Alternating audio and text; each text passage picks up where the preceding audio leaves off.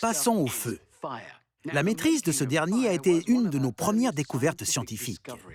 Très peu de temps après, l'homme a aussi compris que le feu faisait mal et qu'il ne valait mieux pas le toucher. Ce savoir a été transmis de génération en génération. Mais il y en a toujours qui n'écoutent pas. J'espère vraiment qu'il sait ce qu'il fait. Non, il a la tête en feu. Les flammes des cracheurs de feu peuvent atteindre une puissance conséquente, à tel point que le record de la plus grande flamme crachée par un homme est de près de 8 mètres. Mais il ne suffit pas de cracher un liquide inflammable sur une flamme. Les cracheurs de feu doivent avoir une compréhension scientifique de cette pratique. Utiliser le liquide approprié est primordial. L'idée est de se servir d'un combustible qui s'évapore à haute température. En termes scientifiques, on parle d'un liquide qui a un point d'éclair élevé.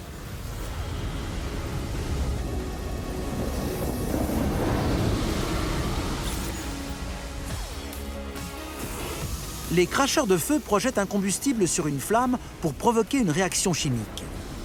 La boule de feu ainsi créée est constituée de gaz brûlants.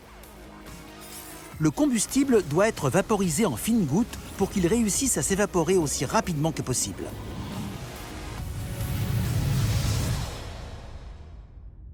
Retenez bien, les cracheurs de feu utilisent un combustible avec un point d'éclair élevé qui s'évapore à haute température. Ceux qui ont un point d'éclair plus bas augmentent le risque de brûlure dans la bouche ou sur le visage. Et je pense que personne n'a envie de se retrouver avec la tête en feu. Parfait! Un professionnel du spectacle qui sait exactement comment s'y prendre. Bravo! Pas la peine de le refaire, on a compris. Il aurait dû s'arrêter avant que ça dégénère.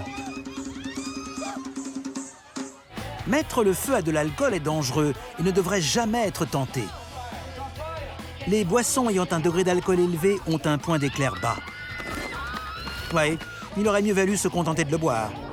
Est-ce que je vous ai précisé que ces alcools sont très volatiles? Non? Eh bien, ils le sont. Je me demande si ce joyeux fêtard sait à quel point la sambuca est volatile. Maintenant, il sait. Y a pas à dire, c'est stupide.